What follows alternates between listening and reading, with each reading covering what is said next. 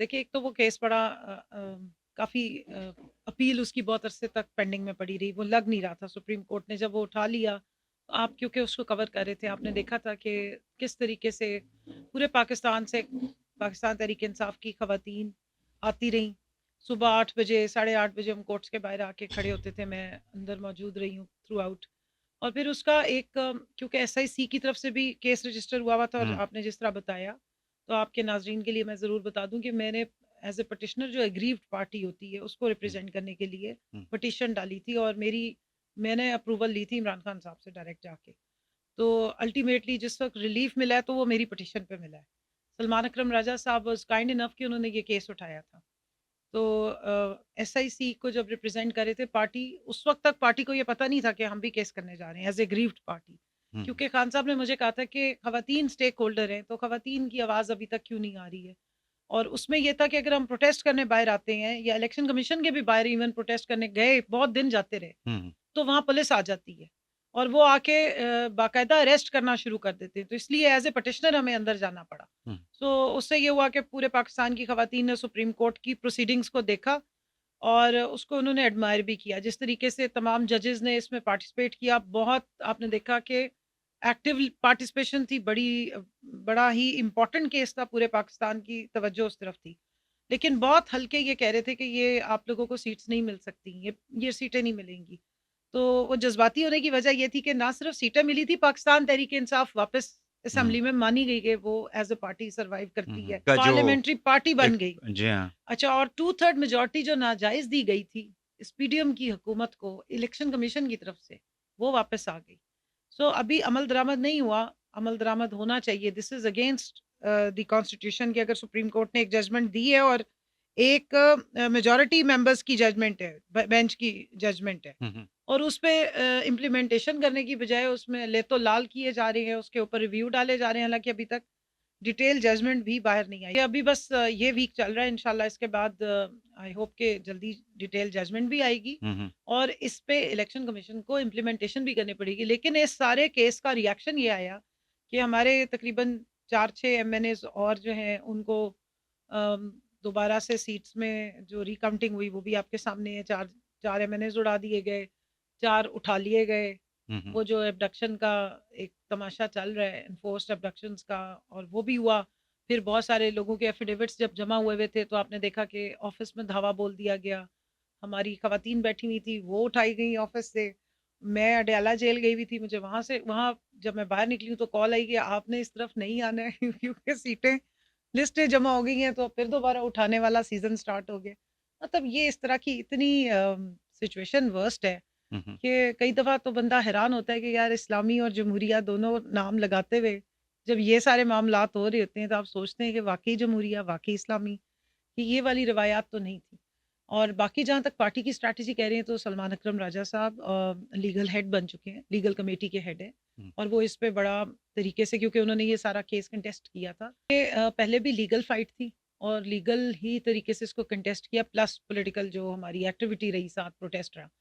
और अभी भी हम तो कोर्ट्स के पास ही जाएंगे। सुप्रीम कोर्ट की जजमेंट है, तो सुप्रीम कोर्ट ने इम्प्लीमेंटेशन को इंश्योर करना है। हुँ, हुँ, और इस जजमेंट को देते हुए जजेस ने ये ऑप्शन दी थी कि आप चेंबर्स में भी आ सकते हैं, और अगर ये नहीं होगी, इसको इम्प्लीमेंटेशन नहीं किसी वजह से होगी, तो फिर हम इसको देख लेंगे। तो अभी जब सुप्रीम कोर्ट वापस खुलती है और ये सारे जजेस वापस आते हैं, सो मोस्ट लाइकली कि हमें एक दफ़ा फिर अदालत का ही दरवाज़ा खटकाना पड़ेगा। और इस तरह की ये जो डिटेल डिस्कशन है ना जी वहीद साहब, ये मैं क्लियर कर दूं, कोर कमेटी का एजेंडा होता है, और उसमें ये ज़्यादा चीज़ें डिस्कस नहीं होती। सरसरी सी डिस्कशन ज़रूर होती है, लेकिन डिटेल डिस्कशन लीगल कमेटी में होती है। हुँ,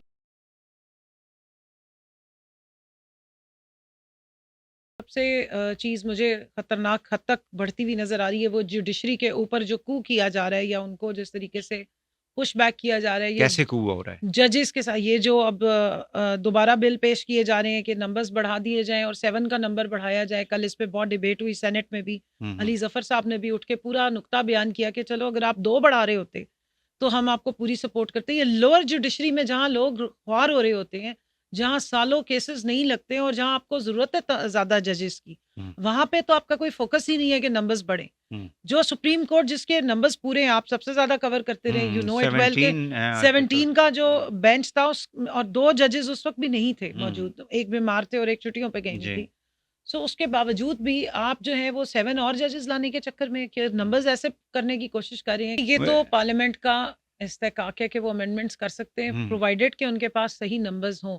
ये चोरी के मैंडेट पे या डाके डाल के आप अवाम के जो दिया हुआ मैंडेट है जिस पार्टी का, उससे हक छीन के जिस तरह ये छीना गया था, और फिर अगर आप कोशिश करें कि कोई आप ऐसी कॉन्स्टिट्यूशनल अमेंडमेंट्स ले आएँ जिसके नतीजे में आप अपनी मनपसंद शख्सियात को एक्सटेंशंस दे के और फिर अपनी मर्जी की यहाँ पर मुल्क में, तो उसको एडमिट भी किया गया। लेकिन जब जुडिशरी में आप इस तरह के मामलात को ले आएंगे तो पूरी जुडिशरी के ऊपर एक अटैक है, और वो अटैक को हम रेजिस्ट भी करेंगे और उसके आगे हम दीवार भी बनेंगे। बिकॉज बंदयाल साहब ही थे जिन्होंने रात को 12 बजे सुप्रीम कोर्ट खोली थी, और 3 अप्रैल को जब हमने असेंबली तोड़ दी थी तो उसको एल्फी लगा के वापस उन्होंने ही जोड़ा था, और सबसे बड़ी फेवर उन्होंने पीडीएम को उस टाइम पे दी थी।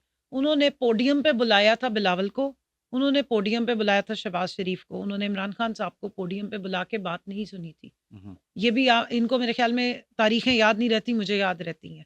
3 तारीख से लेके 9 तारीख तक, 3 अप्रैल से लेके 9 अप्रैल तक जो वोट ऑफ नो कॉन्फिडेंस के बाद मराहिल थे, उन 6 दिनों में अगर उमर अता बंदयाल साहब ने किसी को फेवर दी थी तो वो पाकिस्तान ये जो democratic so called non democratic movement PDM इनको दी थी। इनकी हुकूमत लाने में उनका बहुत बड़ा किरदार था और उनको लाने में इन सब का बहुत बड़ा किरदार था। खान साहब के साथ तो जुल्म हुआ था। खान साहब को इस्लामाबाद हाई कोर्ट से बायोमेट्रिक करवाने वाले सेक्शन से उठाया गया था, उनके सर पे डंडा मारा गया था, उन्हें गिरबान से पकड़ के खींचा गया था। कौन सी कोर्ट की जो प्रेमिसेस में कोई शख्स अपने बायोमेट्रिक कराने आया, उसकी पेशी लगी और आप उसको घसीटते हुए लेकर चले जाएं, और उसके बाद पूरे मुल्क में 9 मई करवा दिया गया था।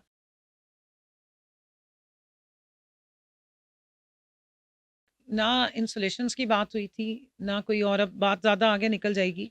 लेकिन जब खान साहब अरेस्ट हुए हैं 9 तारीख को, तो हमें ये नहीं पता था कि उनको आज अरेस्ट किया जाएगा और इस तरीके से, क्योंकि जब वो सुबह निकले थे उन्होंने कहा था अरेस्ट वारंट्स लिए हैं और मुझे ले जाएं आके। ये किसी ने नहीं सोचा था कि बख्तरबंद गाड़ी आएगी, फिर उनके शीशे तोड़े जाएंगे, इस्लामाबाद हाई कोर्ट के प्रेमिसेस के शीशे तोड़े जाएंगे, उनके बायोमेट्रिक सेक्शन के शीशे तोड़े जाएंगे, और एक फॉर्मर प्राइम मिनिस्टर को जो उस कोर्ट में बैठा हुआ है वहीं पेश होने के लिए आप उठाएं अपना आइन और कानून, देखें कि इसकी इजाज़त है, वहां से उनको गिरबान से पकड़ के घसीटते हुए ले जाया जाएगा और सर में एक डंडा भी मारा जाएगा और बख्तरबंद गाड़ी में डाल के और फिर नैप कोर्ट की तहवील में दिया जाएगा, लेकिन बताया नहीं जाएगा कि कहाँ ले गए। मुझे बताइए वो सीसीटीवी फुटेज वहां से क्यों गायब हो गई, क्यों एक्शन नहीं हुआ? तो फिर अगर हम कहते हैं कि इस्लामाबाद हाई कोर्ट के चीफ जस्टिस साहब जो हैं वो सबसे ज़्यादा फेवर्स दे रहे हैं और इमरान खान साहब के केसेस में सबसे ज़्यादा बड़ी रुकावट वो पेश आते रहे हैं, और हमने उनके ऊपर बारहा हमारे वकला ने नो कॉन्फिडेंस शो किया, या सुप्रीम कोर्ट के जो मौजूदा चीफ जस्टिस साहब हैं उनको तो उनके पुराने जो चीफ जस्टिस गए थे उन्होंने रिटन ऑर्डर दिए हुए थे कि आपको पीटीआई से रिलेटेड या इमरान खान से रिलेटेड कोई भी केस नहीं सुनना चाहिए। लेकिन अनफॉर्चुनेटली उस जजमेंट की वायलेशन में होता ये कि हर केस वो खुद सुनते हैं, खुद बैठते हैं बेंच में। फैज ईसा साहब को शायद पीटीआई से कोई मसला है, हमें तो उनसे कोई मसला नहीं, हमने तो उनके सामने ही अपनी रुदाद रखी। अगर उनको मसला ना होता तो आज इमरान खान साहब ने 8 महीने से पटिशन डाली हुई है कि इस इलेक्शन कमीशन और इस इलेक्शन को रिव्यू किया जाए, मेरी इसकी जो डिस्क्रिपेंसीज हैं वो नहीं लगाते। ये रिजर्व सीट्स का केस भी तो हमने उन्हीं के सामने कंटेस्ट किया, लेकिन वो बहुत अनकंफर्टेबल नजर आए बहुत सारे मामलात में, और उनका आप देख लें कि क्लियर आपको उनका एटीट्यूड में, उनकी बॉडी लैंग्वेज में आपको नजर आता था कि वो इरिटेट हो रहे होते थे जब इस साइड से कोई आर्ग्यूमेंट्स हो रहे होते थे। बट एनी हाउ, जहाँ तक कंटेम्प्ट की बात है तो ठीक है, इन्होंने खुद ही ये किया था कि एक बंदे के पास कंटेम्प्ट, मैं भी इस चीज़ को एग्री करती हूँ कि एक शख्स के पास सो मोटो एक्शन लेने की इख्तियारात नहीं होने चाहिए। अगर उसकी कोई बाइसेस हों, उसके अगर कोई फेवरेट्स हों, तो दूसरी साइड चाहे वो मजलूम है या नहीं है,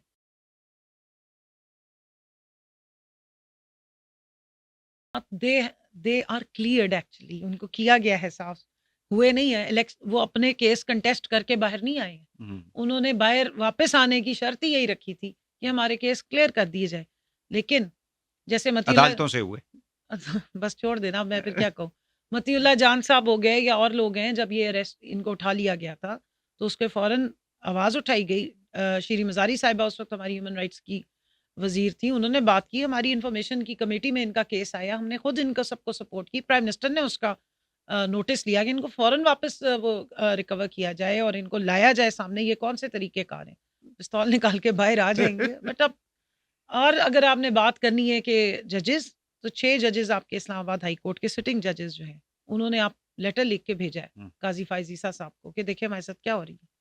आमिर फारूक साहब को वो बता रहे हैं बार बार कि क्या हो रहा है, तो क्यों एक्शन नहीं लिया जा रहा। सिटिंग जुडिशरी आपकी कह रही है कि हमें थ्रेटन किया जा रहा है, तो अगर जुडिशरी स्टैंड ले रही है, फेवर्स नहीं दे रही है, जब उनके पास कोई कंक्रीट एविडेंस नहीं आता, पूरे पूरे कंटेस्ट हुए हैं, साइफर का केस कितने महीने चलता रहा, इद्दत का केस मैं खुद जाती रही हूँ, मैं आपके सामने बैठी हुई हूँ, 45 केस हैं, 18 उनमें से एटीसी में चल रहे हैं, एक ही दफा 27 लगाई गई और एक भी एविडेंस पेश नहीं किया गया। तो अब आप कहेंगे कि क्रिमिनल बैठी हैं मेरे सामने। मुझे बताएं, अगर मैं फर्ज करें डी चौक पे थी, उसके बाद वो कहते हैं कि नहीं जी ये तो GHQ भी थी, ये फलानी जगह कमेटी चौक पे भी थी, फैसलाबाद वाले कह रहे नहीं ये यहाँ ISI के ऑफिस के बाहर भी थी, ये यहाँ पर भी जलाओ गिराओ करी थी। भाई मुझे आपने इतना सुपर ह्यूमन मान लिया तो ठीक है, फिर मुझे हॉलीवुड में होना चाहिए। मैं आपको सैकड़ों ऐसे लोग गिनवा सकती हूँ जो सिटिंग MPs MNAs रहे हैं, जो किसी के सन इन लॉ हैं, तो कभी किसी के कुछ और इन लॉ हैं, और उनका लॉ वालों से भी ताल्लुक है, चाहे वो पंजाब के जजेस हों या कुछ और हों। बट द थिंग इज कि जब आपके सामने आइन और कानून की किताब पड़ी हुई है, आप एक शख्स को उठा लेते हैं और वो इन वायलेशन ऑफ जो लैंड ऑफ द लॉ है, sorry law of the land है, उसके अगेंस्ट आप जाते हैं, तो जुडिशरी को क्या करना चाहिए? उनको ये देखना चाहिए कि मेरे सन इन लॉ की टिकट पक्की करनी है, या उन्होंने ये देखना है कि जुल्म हो रहा है और हमने जुल्म के अगेंस्ट जो है वो जाना है। 187 के इख्तियारात हैं सुप्रीम कोर्ट के पास, 184 के इख्तियारात भी हैं सुप्रीम कोर्ट के पास, और मेरा नहीं ख्याल है कि उमर अता बंदयाल साहब ने कोई आउट ऑफ द वे हमें कभी फेवर्स दी। ठीक है, अगर वो स्टैंड ले लेते, स्ट्रॉन्ग स्टैंड ले लेते, तो 13 मई को इलेक्शंस के ऊपर भी लेते, डेट्स भी देते। 13 मई को जो उनकी रेड जोन में सिटिंग हुकूमत ने, PDM की हुकूमत ने जलसा करके और प्रोटेस्ट करके और उनको ललकारा भी था कि जजेस के घरों तक आग जा सकती है, मरियम औरंगजेब साहिबा ने इस तरह का बयान दिया था। 14 मई पाकिस्तान में पंजाब के इलेक्शंस की डेट दी गई थी, 13 को जलसा हुआ लेकिन 14 को इलेक्शन नहीं हुए, और ECP को किसी ने नहीं पूछा कि आपने इलेक्शन क्यों नहीं कराए। लेकिन हाँ, ये सबको पता है कि 14 मई ना हो, इसलिए 9 मई हो गया था।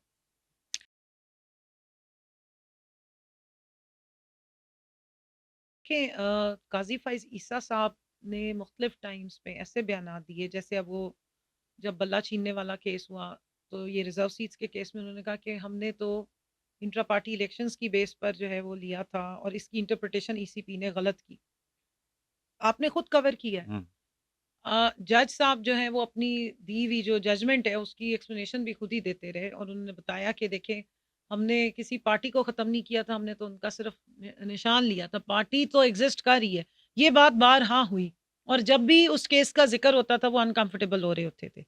ठीक है, उसके बाद ह्यूमन राइट्स की वायलेशन पे जब भी सुप्रीम कोर्ट गए, जब हम लोगों को उठाया जा रहा था, हमारे प्रपोजल सेकेंडर्स, मैंने इलेक्शन लड़ा, मेरे 8 प्रपोजल सेकेंडर्स थे, मैंने 4 सेट्स बनाए हुए थे, 8 के 8 को उठा लिया गया, मुझे फिर कोर्ट्स में जाना पड़ा। 1 महीना मैंने अपना कंटेस्ट किया केस, मेरा मर्जी का निशान मुझे नहीं दिया गया, बल्ला तो छीन लिया था, मर्जी का निशान नहीं दिया गया। RO ने ऑफ द रिकॉर्ड मुझे मैसेज भिजवाया कि क़यामत तक आप इंतजार करेंगी ना, तब भी आपका निशान हम नहीं बदलेंगे, तो बेहतर है कि आप अपनी अब कैंपेन पे फोकस। अब तो रिकॉर्ड पे आ गया है ये, अब तो बात रिकॉर्ड पे आ गई ना। रोलर कोस्टर का निशान पूरे पाकिस्तान में किसी को नहीं दिया, जरा अहमदपुर शर्किया जाके देखें, वहां लोग बोल नहीं सकते कि रोलर कोस्टर होता क्या है। वो पूछते थे इसको ये क्या भला है, ये है क्या चीज, मुझे बताएं पाकिस्तान में किधर है रोलर कोस्टर। ये इस किस्म की फस्तायत हुई। जब हम सुप्रीम कोर्ट में जाते तो कहते थे कहाँ हो रही है ह्यूमन राइट्स की कोई वायलेशन नहीं। अरशद शरीफ साहब का मामला हुआ, कहाँ हो रहा है, कुछ भी नहीं हो रहा। कोई मामला आप ले जाए वो कहते कहाँ हो रहा है, मैं तो खबरें नहीं पढ़ता, और फिर जब अपनी मर्जी की बात हो तो मैं तो खबरें पढ़ता हूँ।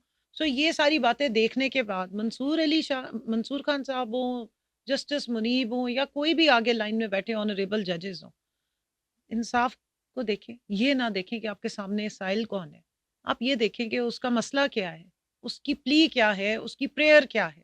आप अपनी किताब देखिए। जिस वक्त आपके सामने PTI वालों की शक्लें आती हैं, मैं ऑनरेबल चीफ जस्टिस साहब से बात कर रही हूँ, हमने तो बचपन से वो देखा था कि वो आंखों पे पट्टी बंधी हुई होती, तराजू पकड़े हुए होते हैं। तो तराजू पकड़ के आंखों पे पट्टी बांध लेनी चाहिए। और नहीं जी, मैंने तो पूरा प्रोसेस जो है उसको फॉलो किया हुआ है, और जो पीटीआई की तरफ से मेरी पिटिशन गई है उसमें हर चीज का रिकॉर्ड हमने सबमिट कराया है। 24 दिसंबर कट ऑफ डेट थी, उससे पहले की जो रिजर्व सीट्स की लिस्टें वो हमारी सबमिट हुई थी एज पीटीआई। इन्होंने कहा जी पीटीआई की लिस्टें हम नहीं ले सकते, वही बात कि पीटीआई का तो बल्ला छिन गया है, तो एज अ पार्टी इन्होंने कहा हम एक्सेप्ट नहीं करेंगे। उसके बाद पंजाब वालों ने हमारे साथ ये ज्यादती की, हम रिट पिटिशन में चले गए, 2 पिटिशंस की हुई हमने, मैंने वो रिकॉर्ड सारा जमा कराया, वो भी हमारी तरफ से गई हुई है। पाकिस्तान तहरीक इंसाफ विमेन विंग की खवातीन मेरे और आलिया हमजा के नाम से पिटिशंस गई हुई है सारे, और उसमें हमने ये लिस्टें भी सारी साथ सबमिट कराई हुई है कोर्ट को। फिर हमारी बाकी तीनों सूबों में हमारी खवातीन की स्क्रूटनी तक हुई है।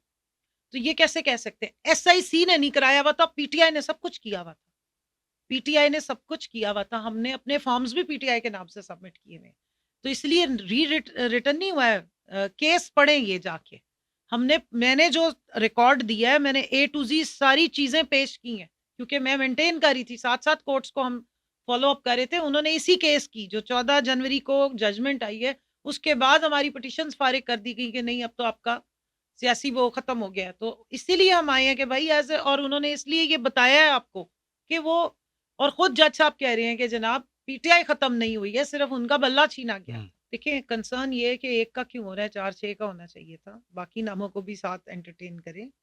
बाकी खान साहब को भी कोई खौफ नहीं है और ना हमें कोई खौफ है, ना हमारी कोई कभी ये डिस्कशन में कोई चीज़ आती है, ना हमारे कोर कमेटी के एजेंडा में कभी ये पॉइंट आया है।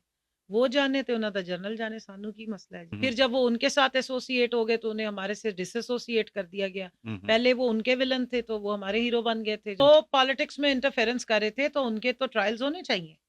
उन्होंने ऑन रिकॉर्ड आके कहा फरवरी में कि अब हमने सियासत से फैसला किया है कि अब हम मुदाखलत नहीं करेंगे, सियासत नहीं करेंगे। जनरल साहब ने ये इकरार किया था, स्पीच की थी, स्पीच की उन्होंने। और उससे पहले मरियम बीबी की आप गुजरांवाला की स्पीचेस उठा लें, नवाज शरीफ साहब की जो सेंसर हुई थी स्पीचेस, वो हम तो नहीं बंद करा रहे थे, पीटीवी अब आपको पता है, आप रहे हैं उसमें, आपको अंदाजा होगा। तो फिर इन्होंने अब जब अगर इतनी अच्छा ये इनको पता लग गया है कि पॉलिटिक्स में या और चीज़ों में इन्वॉल्वमेंट है, तो मैं तो कहती हूँ कि एक का क्यों कर रहे हैं, ज़्यादा लोगों का होना चाहिए ना। प्रॉपर इंक्वायरी करें, इदारे को ठीक करें, ये हमारा फेस है, इस इदारे पे हमें बहुत प्राइड है, हम इस पे प्राइड लेते हैं। मेरा तो वालिद साहब का ताल्लुक था, हम लोगों को एक दिल में हमेशा गारंटी रही है कि यहाँ पे कभी भी मेरिट की वायलेशन नहीं हो सकती, इस तरह हमें यकीन है। अब दिफा के इदारे का क्या काम है कि वो पॉलिटिशियंस के लिए इलेक्शन की कैंपेन्स रन करें, या फिर लोगों को उठाने में या उनको वापस बिठाने में उनका काम हो, या नॉमिनेशंस के लिए लोगों को कहीं और जाके इंटरव्यूज देने की ज़रूरत हो, या अगर लिस्टें आ रही हैं तो कहीं और से आ रही हों, तो मामलात तो फिर दोनों साइडों से गलत है ना। वो अपना काम करें, ये अपना काम करें। हमारे साथ बहुत बड़ी मिसाल है, 1947 में सिर्फ पाकिस्तान नहीं इंडिया भी आज़ाद हुआ था ना, वो भी अलग हुए थे। तो अगर वो एक साइड पे जा सकते हैं तो एक ही खिता था, एक ही बीच में लाइन ड्रॉ हुई है ना, तो इस साइड पे आपके हालात बिल्कुल डिफरेंट है और उस साइड के टोटल एग्रीड। हमें भी यही कहते रहे हैं, और वो ओन करते थे कि हमारी फौज है, इन्होंने डिफेंस को लेकर चलना है, and he is a very good chief of army staff. और उनकी एक्सटेंशन में 340 या 45 का ऐवान पूरा मुलविस था, किसी एक साइड को आप नहीं कह सकते हैं। तो माशाल्लाह अच्छे बच्चे बन के अभी के जो डिफेंस मिनिस्टर साहब हैं, इनसे भी मतीउल्लाह जान साहब ने और आप लोगों ने सवाल पूछे थे तो इन्होंने जवाब नहीं दिए थे, सारे बीच में मौजूद थे, और उसकी वजह अब आपके सामने आ गई है। मसला इमरान खान साहब का नहीं है, मसला ये है कि आर्मी चीफ का जो काम बनता था वो अपना काम करते रहते। पॉलिटिक्स में तो उन्होंने खुद आके, अगर पूरे मुल्क का इक़्तिदार जो है या उसमें जो इलेक्टेड प्राइम मिनिस्टर्स हैं जिनको अवाम लेकर आती है, उनको प्लस माइनस अगर आप करने की कोशिश करते हैं तो निज़ाम तो फिर सारा मैनिपुलेट हो गया ना। वो खुद इकरार कर रहे हैं, और आप शायद भूल रहे हैं कि ये 9 की रात से पहले एक एक कॉन्फ्रेंस भी हुई थी जिसमें मुख्तलिफ स्टेटमेंट्स आई थी। उससे पहले इमरान खान साहब का एज ए वज़ीर आज़म रशिया का दौरा हुआ था, जिसके बाद एक आग लग गई थी। आपने मुझे बहुत सारे टॉक शोज़ में बुलाया, मेरे साथ 1-2 लोग और बैठा करते थे, मैं नाम भी ले देती हूँ, हिना परवेज़ भट्ट साहिबा होती थी, वो दूसरे अली परवेज़ मलिक साहब थे, जो ओपनली कहते थे कि आप लोगों पे ज़मीनें तंग हो जाएंगी, आप देखिएगा आपको हम भागने नहीं देंगे, आप यहाँ पे पनाहें मांगेंगे आपको पनाहें नहीं मिलेंगी। तो मैं उनको हैरान होकर पूछती थी कि हमने किया क्या है जो आप हमें ऐसी बातें करें। नहीं नहीं, अभी आप देखिएगा हर चीज़ का जो है बातें हो गई हैं, हर चीज़ डिसीजन जो है वो नवाज शरीफ साहब के हाथ में आ गया। तो हम हंसते थे कि ये क्या बातें करें, तो बाद में फिर पता लगा कि हाँ लंदन प्लान नाम की एक चीज़ बन गई। वो सारा आपने जो आप पहले शुरू में बता रहे थे कि जी देखें दे आर क्लियर्ड, तो वो जो बायोमेट्रिक की मशीनें लेके नादरा के लोग पहुंचे एयरपोर्ट पे, बायोमेट्रिक हुए और फिर ट्रू। आने से पहले जो है वो सारे केसेस क्लियर हुए और फिर सीधा मीनार पाकिस्तान में लैंडिंग हुई और हेलीकॉप्टर और जहाज़ों के प्रोटोकॉल मिले। ये किसी नॉर्मल डेमोक्रेसी में तो नहीं होती ना, ये तो अनयूजुअल सी चीज़ें हैं और ये नहीं होनी चाहिए।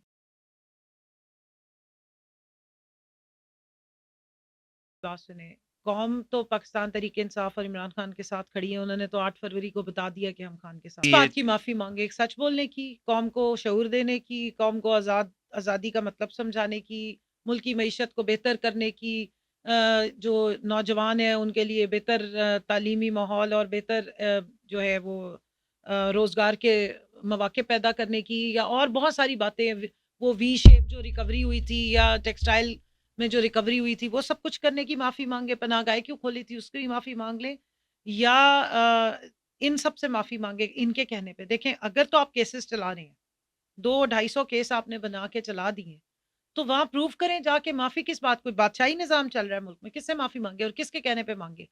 अगर तो मुजरिम है तो करें प्रूफ, फिर तो जुर्म की सजा जो लॉ ऑफ द लैंड कहता है उसके मुताबिक होनी चाहिए। माफ़ी उस सूरत में मांगे अगर बादशाही निज़ाम है और सरकार का इकबाल बुलंद करना है या हुजूर का इकबाल बुलंद करना है और उन्होंने कहा है कि माफ़ी मांग लें तो ठीक है आप बाहर आ सकते हैं, तो फिर अलग बात होगी। राना सनाउल्लाह साहब कहते हैं कि डील कर लें डायलॉग के नाम पे, तो ये तो फौरन बाहर आ सकते हैं। ठीक, और अब उन्होंने एक कमेटी भी बना दी जिसमें इफेक्टिवली राना सना साहब को ही वो आगे कर रहे हैं और डायलॉग के खान जा साहब सके को बाहर। बाहर निकालने की किसी को जरूरत नहीं थी। खान साहब को शुरू में ही ऑफरें इस टाइप की आ गई थी कि आप चले जाएं यहाँ से।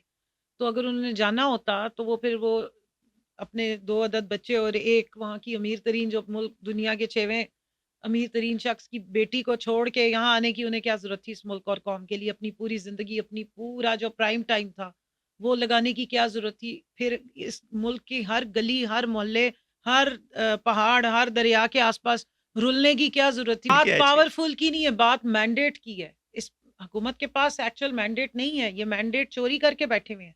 आपके सामने है, आपने कहा 2 केसेस, मैं बात करना चाह रही थी, मैं उसको कंटिन्यू कर लूं। दूसरा केस है हमारा जो स्टोलन मैंडेट का है, पंजाब में हमारे केसेस बंद हो गए, नहीं चल रहे।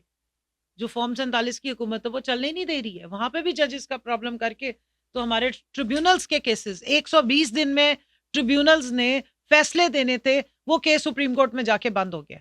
सो इस हुकूमत के पास मैंडेट नहीं है, इसको लाया गया है। इसको जिस तरीके से लाया गया है वो मुझे बताने की जरूरत नहीं, पूरे पाकिस्तान ने क्या पूरी दुनिया ने खुली आंखों से देखा। यूएन की जो रिपोर्ट है वो आ गई है, पूरी दुनिया बता रही है कि इस इलेक्शन को किस तरह मैनिपुलेट किया गया। सो जब उनके पास इख्तियार ही नहीं है तो उनसे बात किस बात की करनी है? उनके पास सिर्फ ये इख्तियार है कि जलसे नहीं होने देने, 40-40 निकात एनओसी ऐसे दे देने हैं कि जलसा हो ना सके। पंजाब में गुंडागर्दी करवानी है पुलिस की वर्दियों में, लोगों के घरों में चादर चार दीवारी की पामाली करानी है, मारपीट करानी है। हम जलसा अनाउंस करते हैं 6 दिन पहले हमारे सारे वर्कर्स उठा लिए जाते हैं। लास्ट टाइम भी 22 को उसी को कांटेक्ट किया गया, उसने अपनी रिस्पॉन्सिबिलिटी उठाई, उसने कहा कांटेक्ट उनको करो जिनका मैं ऑर्डर सुनता हूँ, उनसे बात करें। और जब उनके पास गए जेल में, अडयाला जेल में, तो वो एक स्टेट्समैन है। आजम सवाती साहब तो बड़ा क्लियरली बताते हैं कि कहाँ से कांटेक्ट की। देखें अली अमीन गंडापुर की आप बात करें, is a chief minister, so he is on executive position. उनसे एस्टेब्लिशमेंट भी राब्ता करती है, उनसे बाकी भी राब्ते करते हैं। ये तो एक कॉन्स्टिट्यूशनल के मुताबिक काम हो रहा है ना, वो हुकूमत का हिस्सा है। सो अगर उन्हें कांटेक्ट किया जा रहा है कि जी देखिए मजहबी जमातें भी आई हुई हैं, एक सेकंड, मजहबी जमातें भी हैं और भी हैं, और वहां पे लॉ एंड ऑर्डर की ऐसी सिचुएशन हो जाती है। सबसे बड़ी जो बात थी कि वो जो ख़त्म नबूवत पे बात सारी चल रही थी सल्लल्लाहु अलैहि वसल्लम, तो उस बात को बुनियाद बना के जिस वक्त इमरान खान साहब के पास लेकर गए हैं तो उन्होंने 1 मिनट नहीं लगाया। उस दिन केस लगा हुआ था ना सुप्रीम जी, कोर्ट के उन्होंने अंदर, 1 उसका मिनट जो नहीं फिर लगाया। हाँ। उन्होंने कहा जी आगे ले जाएं डेट को, मैं इस पे बिल्कुल भी नहीं कोई इस तरह का मामला। 9 मई को अगर हमने कोई प्लानिंग की हुई होती ना तो मारे फिर हम ना खा रहे होते। हम लोग तो निहत्ते थे सारे। हमने तो एज ए प्रोटेस्ट, जो एक ऑर्गेनिक प्रोटेस्ट था या ऑर्गेनिक रिएक्शन था, कि हमारे लीडर को उठा के ले गए और हमें पता ही नहीं है कि कहाँ लेके गए और जिस तजलील के साथ लेके गए, वो एक ऑर्गेनिक और एक बिल्कुल जो लॉ एंड ऑर्डर या पुरअमन रहते हुए निहत्ते लोग क्या प्रोटेस्ट करेंगे? निहत्ती खवातीन ने क्या प्रोटेस्ट करना था? आलिया हमजा कितनी बड़ी टार्जन है, क्या कर सकती हैं वो? आपने देखा डॉक्टर यास्मीन राशिद के लिए भी कोर्ट ने ऑर्डर्स दे दिए हैं, वो बेचारी माइक पे कह रही है कि कोई अंदर ना जाए, पूरा अमन रहे। हम कहते हैं जी सीसीटीवी फुटेजेस दिखा दें आप पहले की, टाइम आता है ना सीसीटीवी फुटेज में, इतने बज के इतने मिनट से लेके इतने बज के इतने मिनट तक की आप फुटेज दिखाएं कि पहले क्या हुआ और बाद में क्या हुआ, वो नहीं आती।